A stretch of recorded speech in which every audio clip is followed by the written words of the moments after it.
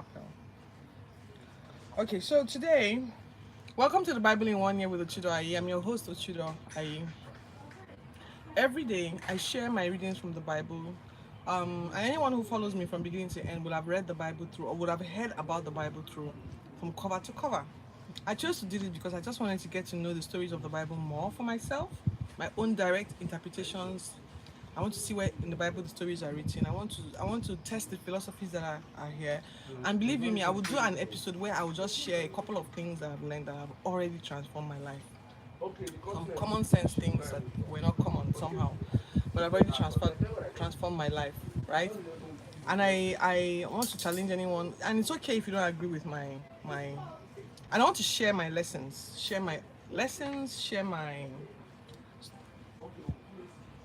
insights and my opinions. And it's okay if you don't have the same as me. In fact, I want that. Maybe you read the same scripture and you feel like that's what that scripture is saying. It's okay, really. That's the whole essence of reading this Bible for yourself, because sometimes you need to know what it is you believe. You need to know what it is you believe. It's not everything that someone else has to teach you about the Bible. Read it, get down into it, and read it for yourself. If someone is bringing up something that contradicts what you think you've heard, you're free to refuse it. You're free to challenge it. You're free to reject it. You know, I'm a researcher, so you view a hypothesis, you reject or you accept it if it meets the criteria, or you reject it if it's a null. So it's, this is like conducting a research for me, reading through the Bible, making my drawing my insights from it. And then the reason why I'm sharing it is because I want to be accountable to an audience. It's actually quite it's not an easy thing to do. It's not every morning I'm in the mood to read the Bible, but I do it anyway. So reading it and then sharing it in the audience makes sure I stick to the plan that I committed to doing.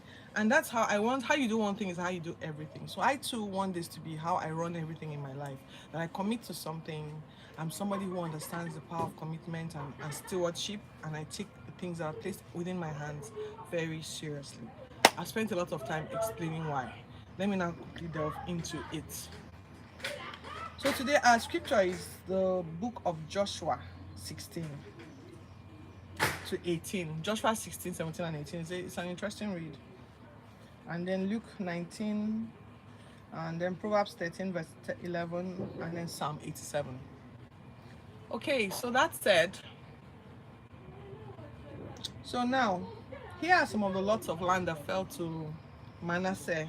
So we have east and south, east, and so half tribe of Manasseh, half they call them the half tribe of the Joseph. So Joseph has two tribes. If you've been following me for any length of time and I'm reading through the Bible, you will know that there are 12 tribes of Israel, and one of the tribes was split into two, and Joseph's children became half tribes named after them instead of named after Joseph himself. So they're split into two, and they refer to one part of them who got their land across the Jordan as West Manasseh. So they are narrating here that the lot fell to Ephraim and West Manasseh together. So when they were casting lots for the sharing of the land in the promised land. So I'm going to go over this one more time.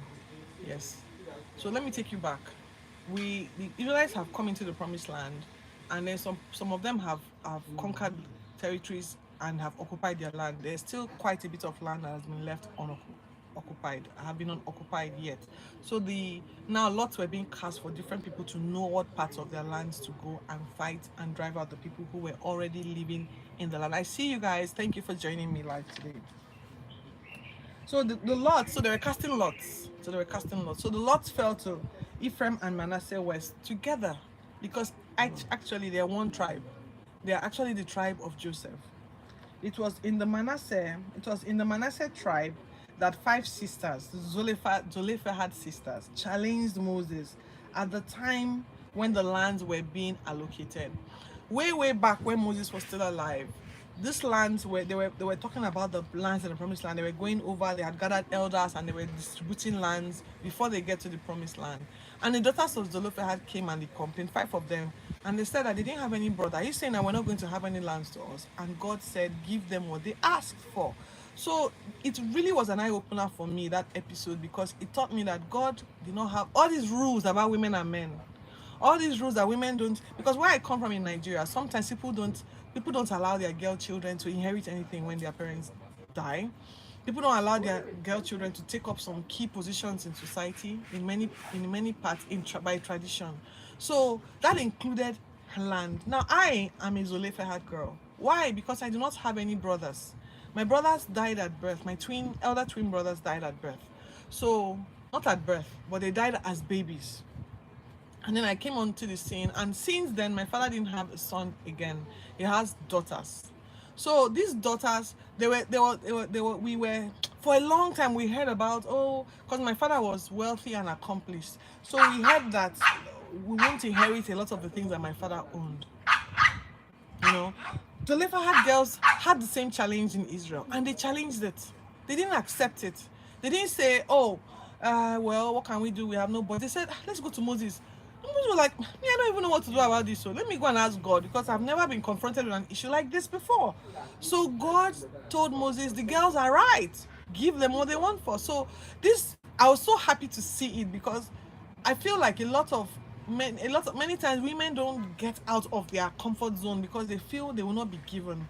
But sometimes we just need to ask, just like the Zolephahad daughters. So the Zolephahad daughters were part of the Manasseh tribe. You know, I just put it here to remind us when land was being allocated. It's actually in the scripture.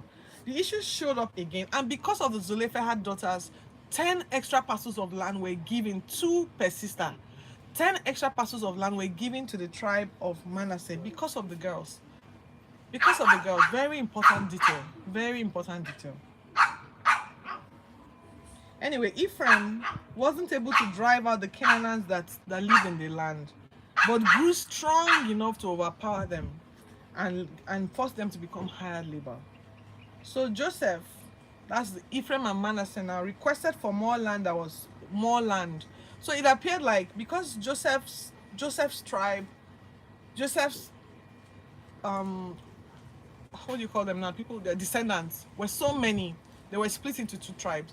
The land that was allocated to them, when they calculated it when they were in the wilderness, maybe there was a certain quantity of people, a certain number of people who were of the tribe of Joseph. You understand now, tribe of Joseph is Ephraim and Manasseh. But now that they were in the promised land, they have doubled. So they needed to give them more land. So they requested for more land.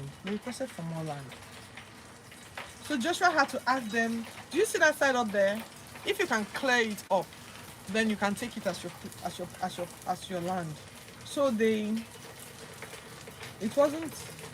went up. They were complaining. Here they were complaining. They were saying things like, oh, but the people that live up on those places, they're very strong. They have iron chariots. You know, like they're rich people, they drive, they have private jets. We can't challenge them. You know, we are still driving bicycles, and you know that they were about to bring in that terrible mindset that God hates. You know, so Joshua had to sit down with them and charge them. You guys, the house of Joseph, that's how it was referred to here, the house of Joseph. You tribe of Ephraim and Manasseh, you guys are a great people. You guys are a great people. You guys are, let me read it. Let me read how I wrote it here.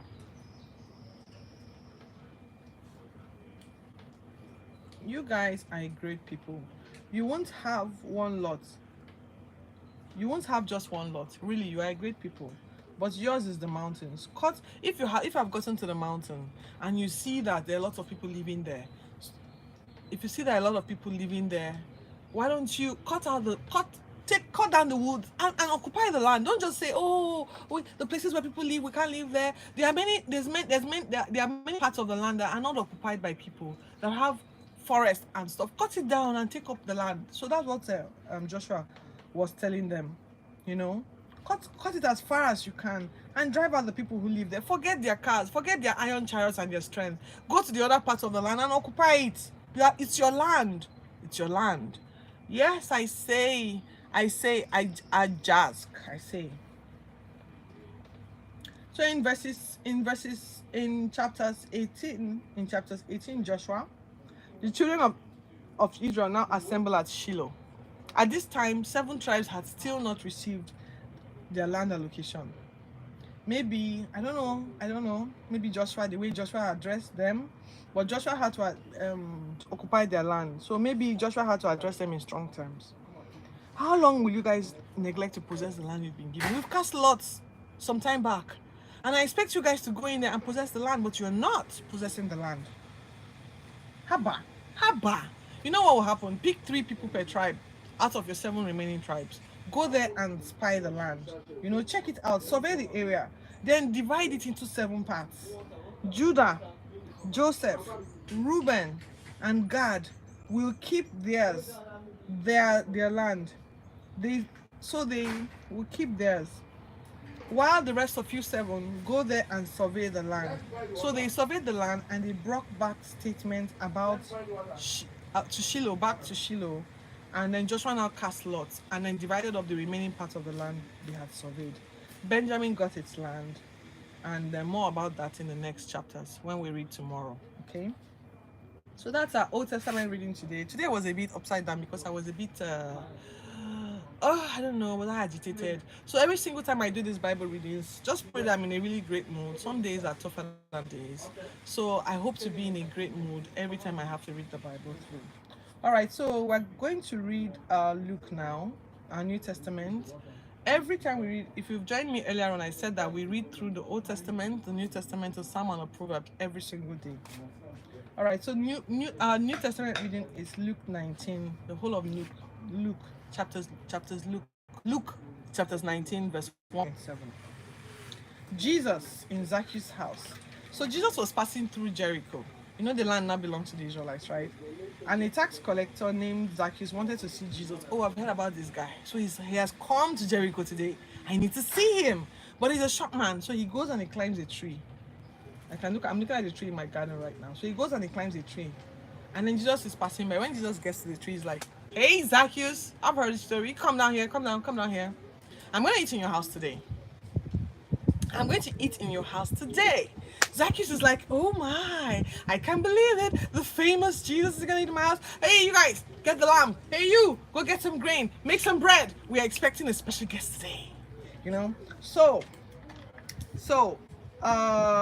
he climbed down and then he was so excited. And then Jesus went to